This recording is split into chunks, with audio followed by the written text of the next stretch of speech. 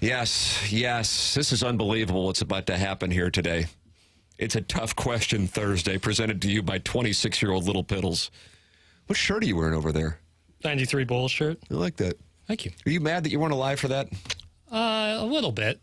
I feel like I've grown up in a really awesome era for basketball. Like right when I started becoming conscious of the game, LeBron James was getting his start, and I got Kobe in his prime. And Sidney Crosby. That, KD, the emergence of him, Steph Curry. I got to see McDavid and Ovechkin last night. They played? Okay. Capitals versus the Oilers.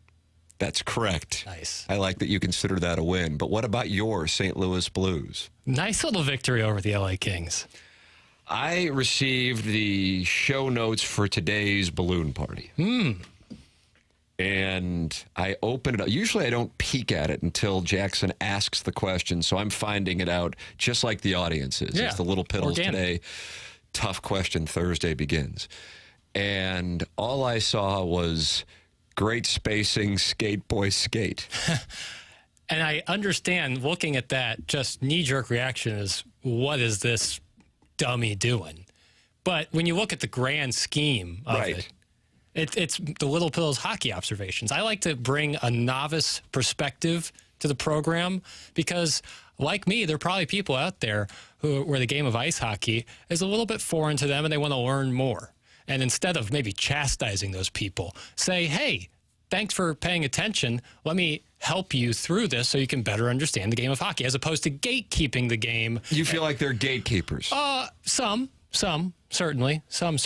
Yeah, I would say so. And I'm just trying to learn. It's an educational Oh program. my gosh, it didn't even cross my mind that you were out here learning. Yeah. But the first hockey observation I made is actually kind of a question, which fits into the Tough Question Thursday. Tough Question Thursday. I noticed you bailed on the Thursday thoroughfare. I just wanted to switch it up today. Okay, all right. Now that you're 26. Yeah, I just don't want to ever box myself in. I respect that. I'll answer your questions. Okay, all right. A 3-1 Jim Dandy at Jordan Binnington Clinic. How do you do? Still 3.7% on Money Puck. But you know what? A favorable schedule the rest of the way. The toughest parts in the rearview mirror. Some tough opponents out there, but some teams that are probably packing it in are out there as well. I don't know. I want to see a Stanley Cup playoff series, and I want to see Jordan Binnington shock a top seed. Perfectly segues into my first observation / question. Where would the Blues be without Jordan God Binnington? in heaven. Seriously, I don't know. I know I'm not a hockey guy, but I can't imagine anyone looking this good for this extended period of time. It is a wonderful question. I haven't really thought of it that way because I'm not going, this is a team that could win the Cup, but it's all about Binnington. I'm going, this is a team probably going to make the playoffs. But when you lay it out like that and you see where they are, and they probably need to get 22, 3, or 4 points in order to get in, and that is not going to be easy. But if it's going to happen, it's most likely going to be because of Binnington. Yeah, if they didn't have him, especially with the volume of shots that he has faced, I mean, it goes without saying they wouldn't be in the playoff conversation. The question is, would be they closer to the bottom as opposed to like in this number 9, 10 spot of the Western Conference. That's how important and impressive it's been. And for real, I don't know if I recall this, and maybe some Blues fans would cite a season where this was the case. If they did get into the playoffs, and again, the number on Money Puck this morning is 3.7, and I felt like it was 3.7 the morning of the Bruins game. So they've won against the two playoff teams, one an incredible team and another team that had been on a heater in the Kings, and the number is still 3.7%. Part of that is because Nashville's 8-0-2 in their last 10, and there's just this logjam of teams for the final playoff spot in the Western Conference. But with that all said, you go, the Blues aren't up there with maybe any of the teams that would be the 15 other teams in the Stanley Cup playoffs should the Blues get in. But, God, I would wonder if a team, sure, you'd probably want to play them, I guess, but you would be aware that you're going up against a goaltender who could absolutely steal the series. And we got a little peek at that. The 22 Blues were better than this team. At least I think so. I don't think that's a real controversial take. but that Binnington, who didn't start the first series against the Wild, was about to steal, or putting the Blues in a position to steal the series against the eventual Stanley Cup champion Avalanche. So I just want to see that opportunity, because from a fan standpoint, you kind of would feel like you're free rolling. Yeah. And sometimes those are the teams that are the most dangerous. And then maybe somebody else emerges offensively. Colton Parayko set up one of those goals last night. He's had a hell of a year as well, relative to the criticism he used to get. But with regard to Binnington, this is something else. Something, the non-Ling former producer on TMA, we always text the morning after Blues games, and he made this observation, and this is kind of taking it in a different direction, but it is along the lines of your observation on Binnington. And he said this, and I wonder what Blues fans think about this. I do wonder about his value proposition in the summer. L.A. is looking to compete next year and will need a goalie. New Jersey needs a goalie. Toronto, too. There will be a market for a guy like him, but it's one of those more overt re-signals that this isn't just a light retool. Even if you'd say Hofer is ready to take over, he's not ready to do it alone. Point being, somebody that hasn't even been really discussed as a trade piece, although there are plenty of people who were saying at the deadline anybody other than Robert Thomas is up for grabs. Some would say anybody other than Thomas or Binnington. But what's going to happen here over the next, 6 weeks is a team that had high expectations will get bounced in the first round and the goalie will be blamed. That is not a real bold prediction. It happens every year in the Stanley Cup playoffs. It's the nature of the beast. And then another one will be blamed in the second round. It's just the way that it works. If you are talking about one of those teams, such as, for example, the high pressure situation with the Leafs, and you go, holy crap, you can go make a deal with them. Do you make that deal if they're hungry as all get out this offseason, if the Blues aren't close? So, and by that I mean close to being back in the mix for, being one of the top half teams in the Central Division or a top team in the Western Conference. I don't know. It wasn't really something that I had been thinking about. I know more people talk about, including myself, Jordan Kyrou. Different situation with that Jordan, though. That would be selling at a low value right now. This would be Binnington at a high value, but then it absolutely sends a message to the fan base that, hey, this isn't happening. Right. But my God, his value, keep in mind, he is the guy who, the first 8 minutes of Game 7 of the Stanley Cup Finals single-handedly kept the Blues in that game, and then therefore played such a critical role in the team eventually hoisting the cup a couple hours later. But again, as I just said, in 2022, he wasn't even the starting goaltender for the series against the Wild to open things up. So, these things can move quickly. And I don't know if that's a direction that the Blues would go. I don't know, because and it's not necessarily a hockey thing so much as the message that as he makes reference to. This is Kevin Lorenz I'm talking about. I call him the non-Ling from his TMA days. We are absolutely not looking at 2025 as a year in which we return. But the potential return you could get when you have emotions at a high, if you have a goaltender blow a series for a team with cup hopes, expectations, aspirations, whatever you want to call it, and you got this guy who most likely will not be playing goalie in the playoffs because his team won't be in the playoffs, but has an incredible year, maybe that's a deal that they look at. Or maybe it's an absolute non-starter. I don't know. I would tend to think it's something they would consider unless Tom Stillman says we cannot send the message to the fan base that we're in a rebuild mode. But it's the same kind of conversation we have with regard to the Cardinals, and I'm sure you're going to talk about Victor Scott and what's going on with him. And this morning, Ali Marmol said that Tommy Edmonds going to start the season on the IL as that wrist has experienced more inflammation after he tried to hit. Newt Barr situation, the rib is uncertain. Why I bring these two teams up together is I think in St. Louis, perhaps in particular, that there'd be a welcome youth movement. And I don't think people would necessarily go crazy. Listen, some would. That's going to happen. But if you sit there and go, man, we're about to get closer to a championship weirdly by taking a step back as opposed to trying to kind of see if we can hedge and get in. If you're going, yeah, we're probably not going to win a cup here, really, unfortunately, anytime soon.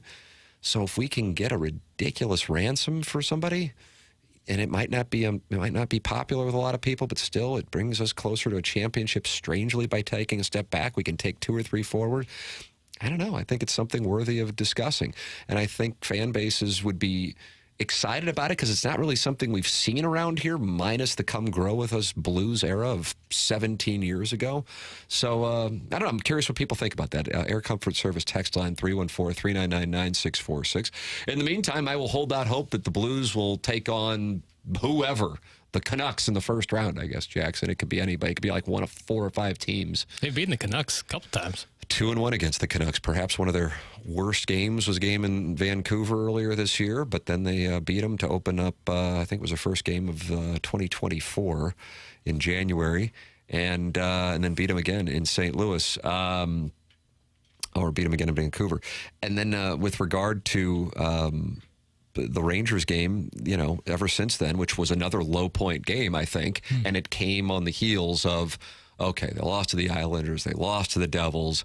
Now it's in the death spiral. Didn't do anything at the deadline. It's in the death spiral. Let's look ahead. Then you go and beat one of the best teams in the NHL in the Bruins. And then you go and you beat a team. And I guess if you're still in the mix, you had to win last night. Okay, here you go. So 16 left. Yeah. Win 11. Could be. That's you're in the conversation if you do that. You win 9, you're probably not. 10, it's a coin flip. But 11, I think you're going to be at the very least in the mix.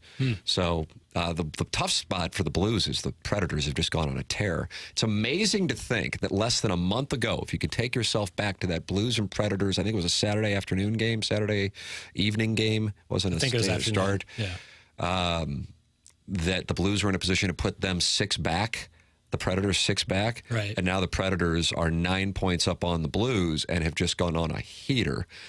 And as far as if you want to just throw a dart at a Stanley Cup winner, the Nashville Predators would be a nice little dart because they are kind of in Blues 2019 mode where they have gone on an absolute heater here over the last 3 to 4 weeks. Your thoughts are welcome. 314-399-9646. You have the YouTube chat active, 101 ESPN. Airlines team sponsor of the cameras for our YouTube conversation. Tim McKernan, Jackson Burkett with you. This is Balloon Party on 101 ESPN, driven by Munganess, St. Louis Acura, and Munganess Burkhardt Alton Toyota.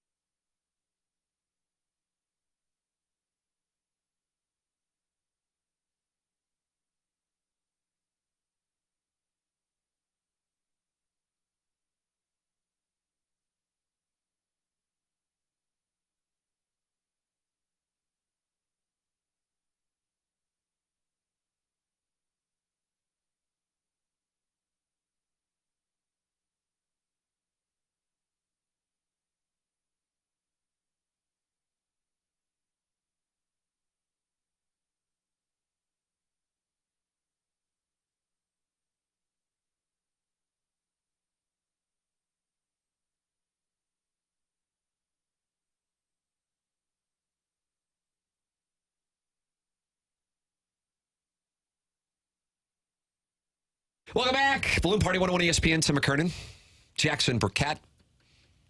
It's a program that solicits your involvement. It wants your involvement.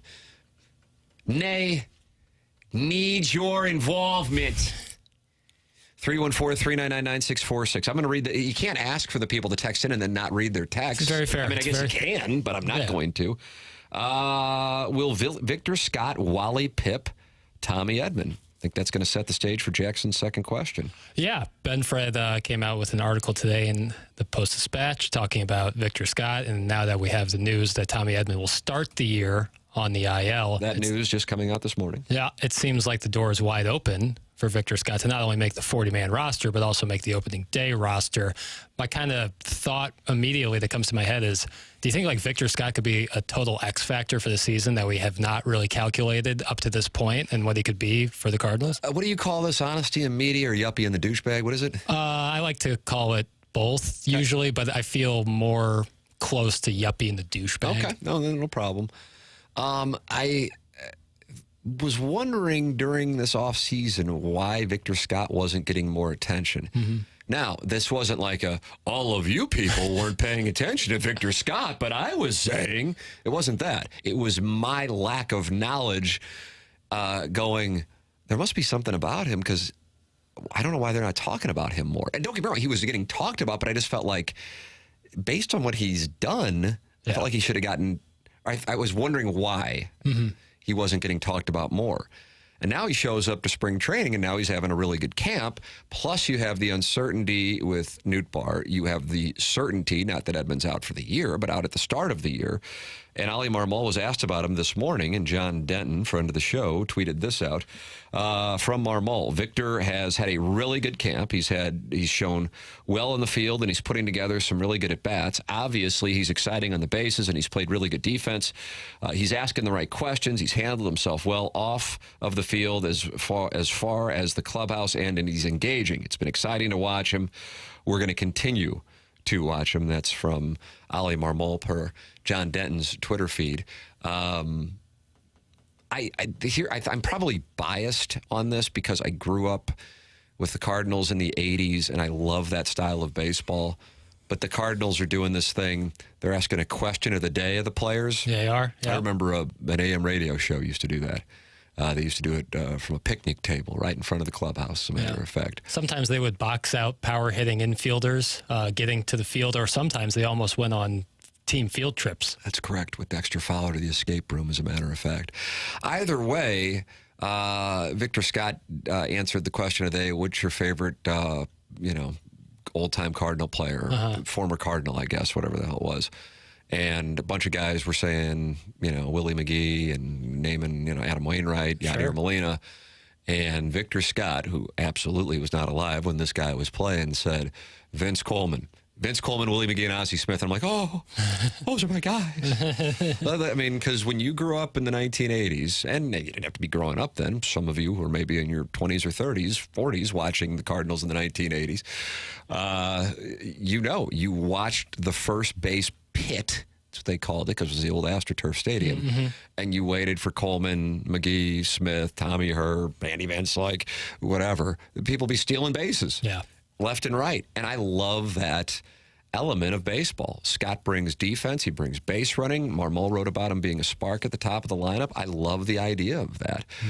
So I'm excited he's getting a chance, and he may force their hand, combined with the injuries. Yeah, totally. He may force their hand, and that's something that excites me to watch. And you combine that with Mason Wynn's speed as well. That just gets me fired up. How can it not? And with the bigger bases and the pitch clock, it certainly is a little easier these days to steal base. We saw stolen base numbers rise to a good percentage last year. And so utilizing that with guys who have a ton of speed, not to mention upside at the plate, it seems like a no-brainer, especially given the injury situation. And maybe if he's really good, you can use Edman elsewhere. He's obviously a utility guy who can play anywhere. It's not like he has extensive experience in center field. He's good, don't get me wrong. But it's not like he's like established as all get out in center field. So I think the door is wide open. I am intrigued to see what plays out here. The Cardinals open up the season.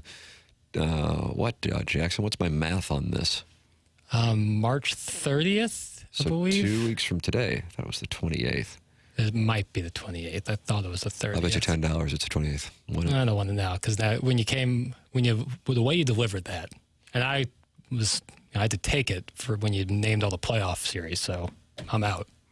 So you're never going to bet me again after that? No, I never said that. Okay. But certainly for this week. All right, now Jackson will not be wagering. I'll go 28th Dodgers.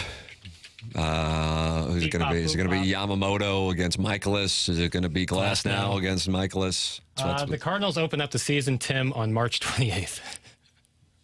See, this is why I didn't bet. It was a good fade. That's actually like making $10 right there. You shorted the market. You picked up the false tell. Bad play on my part, and I left $10 out there. They also play on the 30th, but it is not the first game of the season. Right. So that would not have been accepted had we wagered. No, who would that be? Tony Gonsolin?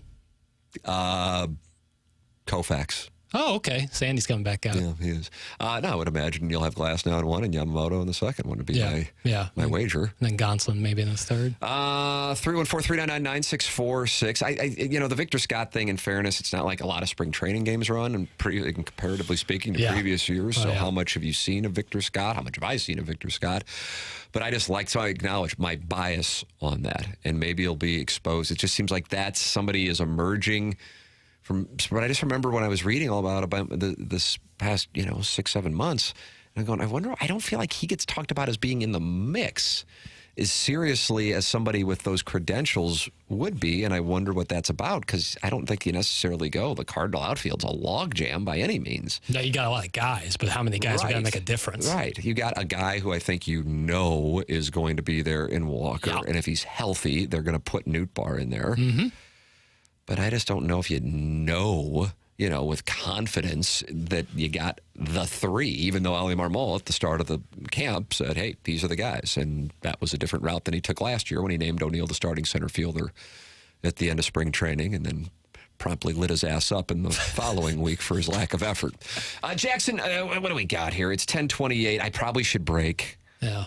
I'll do it. It's the right thing to do.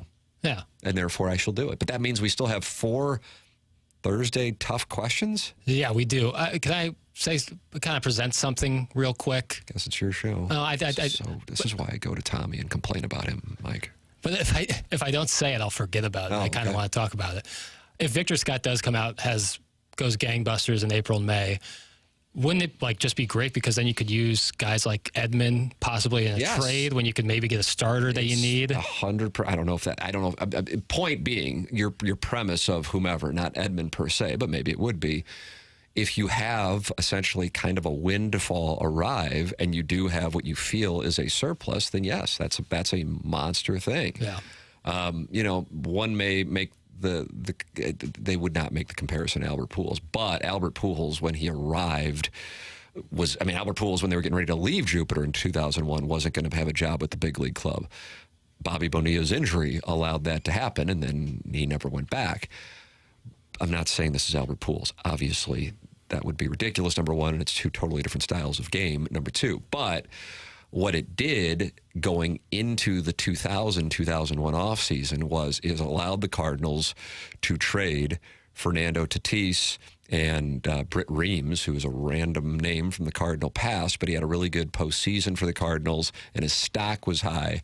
And then they brought in Dustin Hermanson and Steve Klein. And Klein anchored that left-handed side of the bullpen through some great teams. And I remember asking Walt Jocketty, I go, boy, trading Tatis. And I'm sure he was really excited to get my input of skepticism.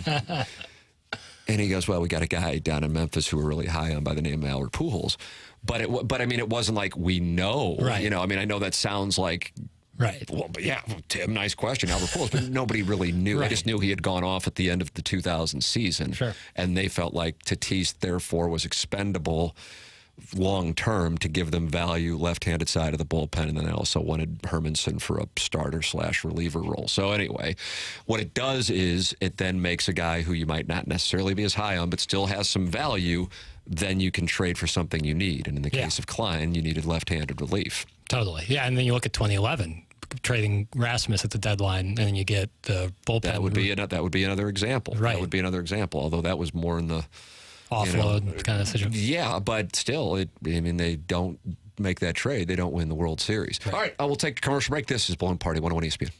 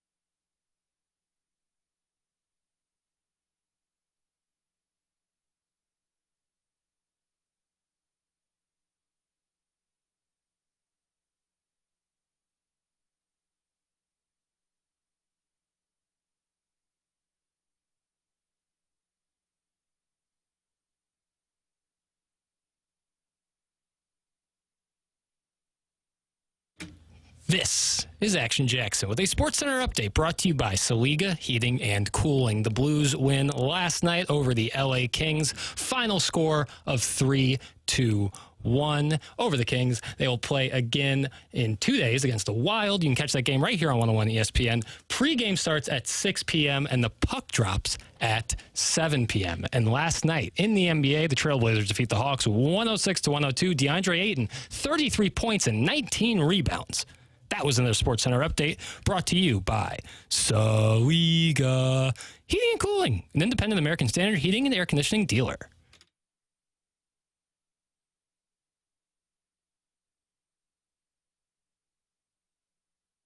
Welcome back. My name is Timothy Michael McKernan. That's Jackson Bennett Burkett, and he is now 26 years old. And what a day he had yesterday for his birthday. Jackson, why don't you share with the audience what you did? Sure. So obviously did some work, did a TMA and balloon party, and we did QFTA yesterday as well. We did. And then right from there, I hustled on over to the golf course and got myself in a round of 18. Oh, nice. Where'd you play? I was lucky enough to get on at Algonquin Country Club in, I guess you'd call that Glendale? I don't know what you would call that. But a lovely course, and very thankful to the person who got me on there. It was very nice for my birthday. You just won't play public courses, will you? I almost exclusively play public. Guess the last 2 rounds haven't been, but either way. Right. Yeah, I'm looking at your gin right now. That's right. And so that was really good. And then went home, showered real quick, and then went out to dinner with my parents. They kind of last minute were like, hey, want to go get dinner? I was like, yeah, absolutely. And so we got a lovely little dinner. Where'd you go? Me and the folks. Tucker's in Soulard. What'd you have? I had a filet. I had a filet mignon. The late, great Jack Snow. I was lucky enough to dine with him one time, and I ordered a filet, and he mocked me and said something that probably I couldn't say in 2024. But he said it in 2002, and I didn't say it.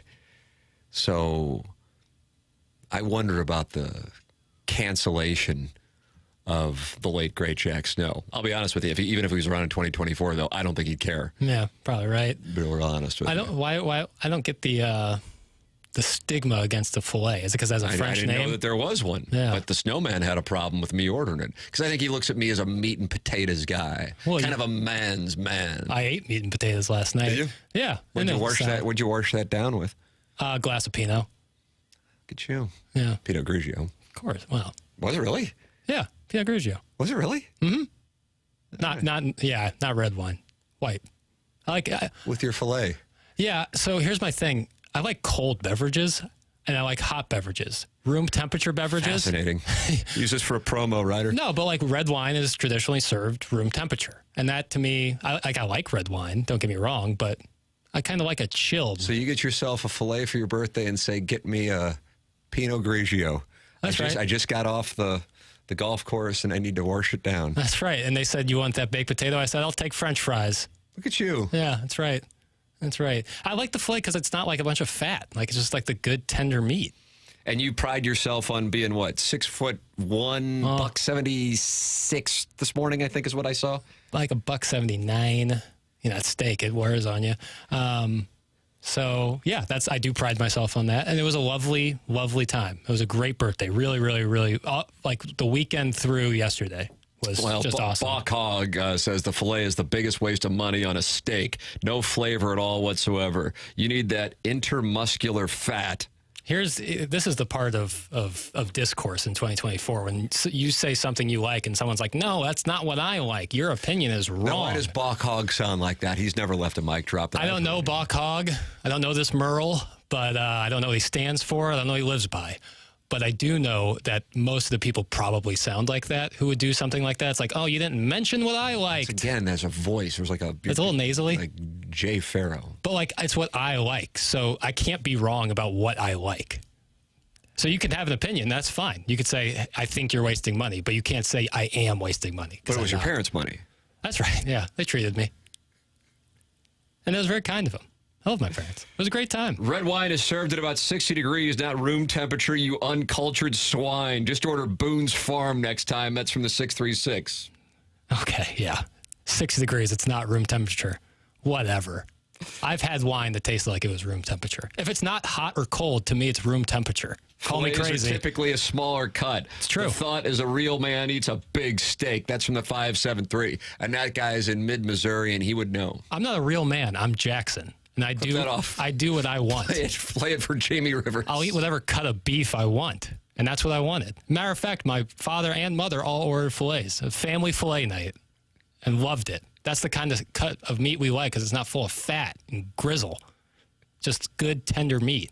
And yeah, it's a little bit smaller, but you don't get any of the BS. This conversation about beef consumption has turned me from a Jackson ally into someone who wants to see him drowned in a pool of ice-cold Pinot Grigio.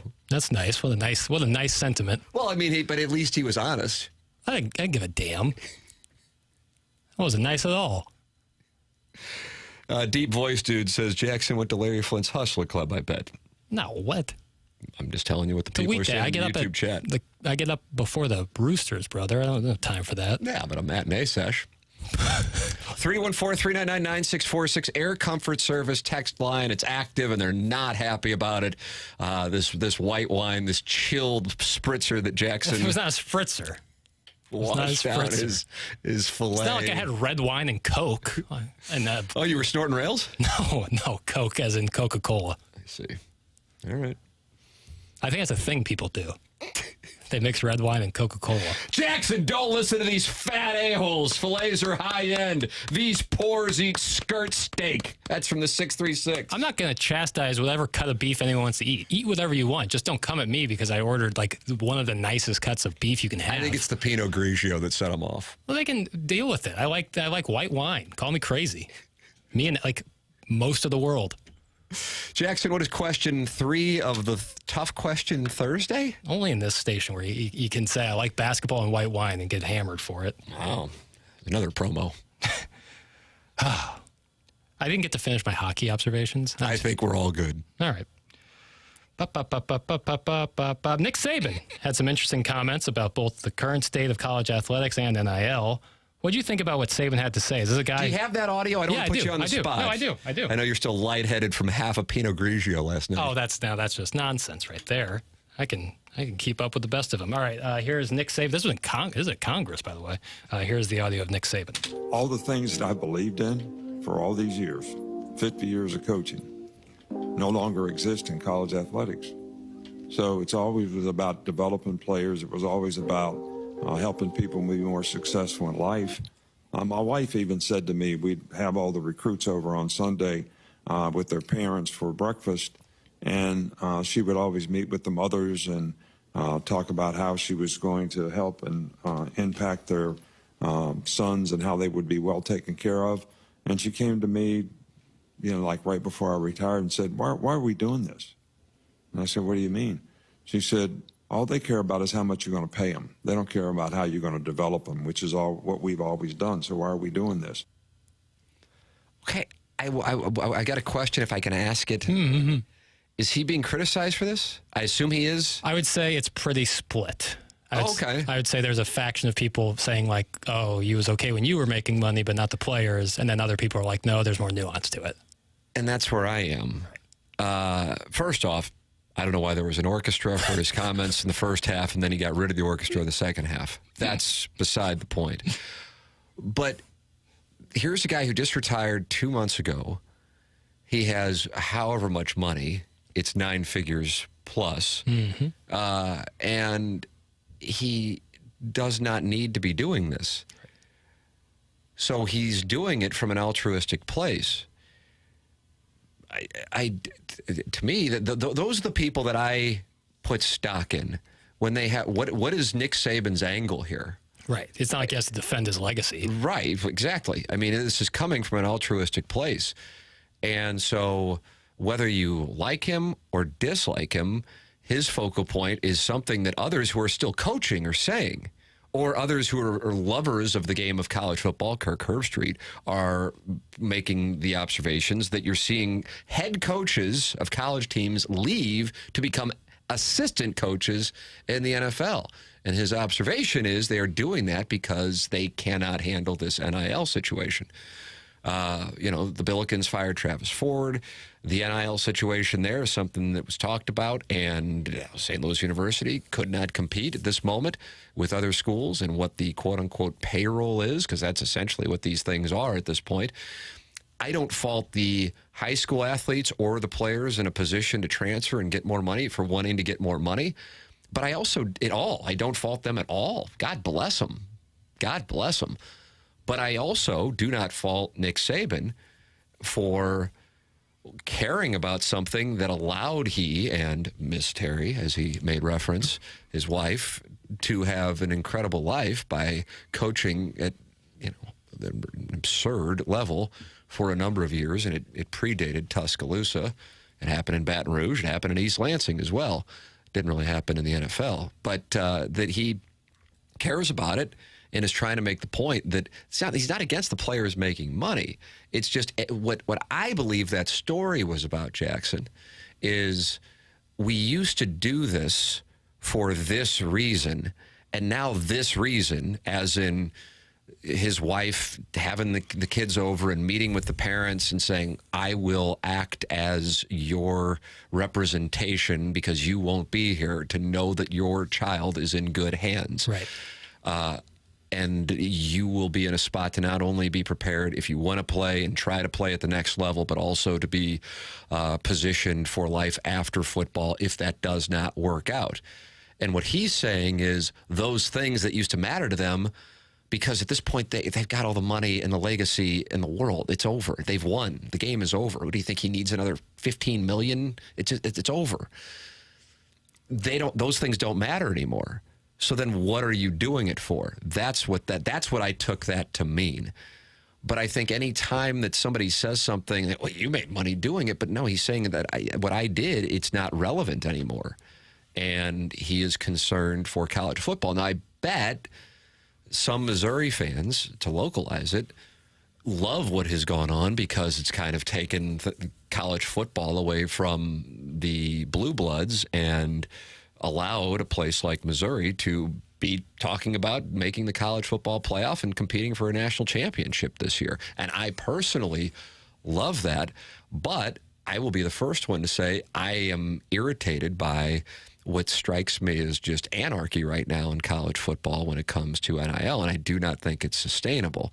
So I love college football, but at the same time, I acknowledge my concern about it. And who's a better face and voice for the concerns than somebody who at this point really doesn't have skin in the game? Yeah, right. He's not anti-NIL. No. He's anti the lack of regulation surrounding NIL or guidelines surrounding NIL. So that's where he's coming from. I thought I liked that soundbite. Yeah, I think anytime that there's some semblance of chaos around anything, especially in sports, there's always and not especially sports, but all topics, but there's always who's to blame here? It's is the players to blame or coaches that can't compete? It's well, that's our crappy industry that does that. Sure, but in this case, discussing this topic, the blame isn't on either. The players should be getting paid, absolutely. They make a lot of money for the universities. Coaches should also be critical of the fact that it's all about money and players are leaving every year and it's craziness out there.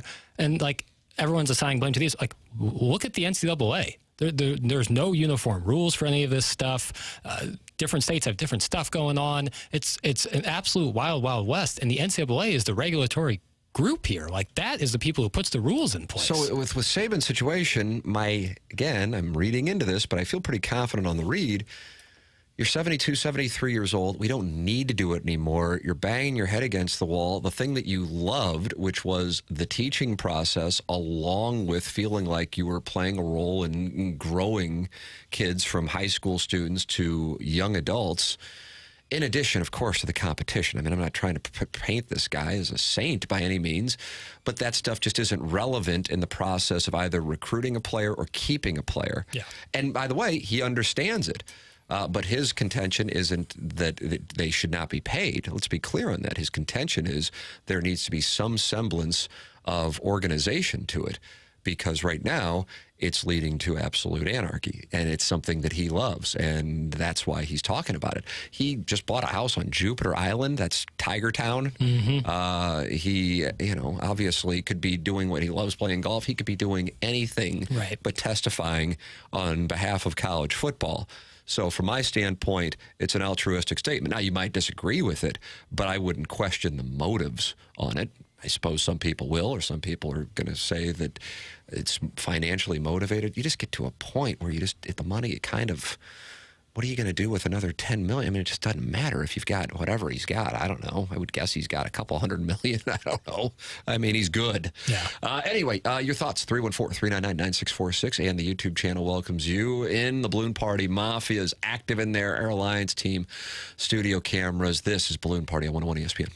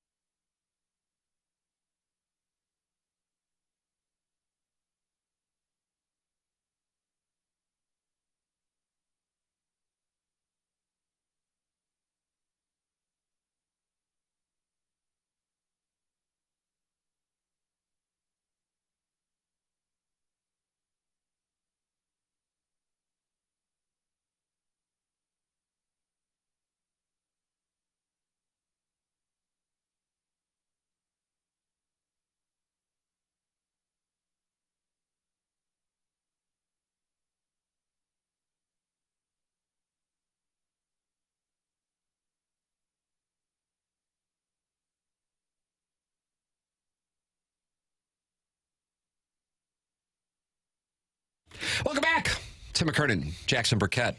3 more minutes of magic. How will Jackson fill this 180 seconds? I will fill it real quick with Ken Rosenthal wrote an article today in The Athletic. Yeah, I read that article in The Athletic. Yeah, it's good stuff. Sounds like he's a Cardinal skeptic, joining many of you in the listening audience. Yeah, something that stood out to me was Miles Michaelis's quote. As starters, we don't have to be perfect. We don't have to keep the game close. If we can stretch ourselves out and eat up innings, we can keep our bullpen fresh. No one says you have to win every game 1-0 and strike out 20 guys every time. You just have to win. And I was thinking to myself, if the Cardinals are going to be good and win the Central, like what kind of style of team do you think they're going to be? Is it going to have to be offense to mask the bad pitching? Do you think they're just going to have to scrap their way around wins? I don't necessarily think it's going to be bad pitching. You see, it's kind of like what you were, man, I'm not busting your balls or anything like that. I'm just making the observation that it's not, I just think it's kind of I mean, you can't be excited about that rotation. Right. I mean, you can go, well, Sonny Gray, and I get that, but then there's still 4 other guys. And they might be higher floor guys, certainly, than last year. But the ceiling is relatively low. So I get the premise. So therefore, if these are guys who are going to give up around 4 runs, give or take, if ideally, actually, then therefore you're going to have some offense. Mm-hmm. So, that's what this team is going to have to be. And then if they are looking like they are going to be in the mix for the Central, which they certainly should be, unless there's a big surprise out of the National League Central at the deadline, then ideally there is a feeling that offensively there is a surplus, and then you get a pitcher that allows you to, I would imagine, pair with Gray for the playoffs, because as we've seen in baseball's current playoff format, the 1-2 punch is what gets teams from the start of October to the start of November. Yep. And right now, it would be tough to imagine the Cardinals have the 2 in the 1-2 punch. Yeah, totally agree. I think that goes back to what we said about possibly making a move if you have some surpluses in the field, possibly getting a really It's Victor Scott's time. Yeah. Vince Coleman did start the 85 Cardinals regular season opener. And then he became the Rookie of the Year. Oh, wow. The parallels, Tim. And then this team is going to be robbed of a world championship in Kansas City? At this point right now, I'd take that. Oh, I don't know if I want to go through that again. I never went through it, so maybe I'm fresh to it. Ooh. Yeah, I mean, give me a 100-win team with the excitement of the 85 Cardinals. That's my favorite team of all time. I'd take that all day. Yeah, I want to see this Victor Scott thing. I agree. I'm buying into the hype. All right, BK and Ferrari over at Centene. That is coming up on the other side of the break. For Jackson Burkett, I'm Tim McKernan. This has been Balloon Party on 101 ESPN.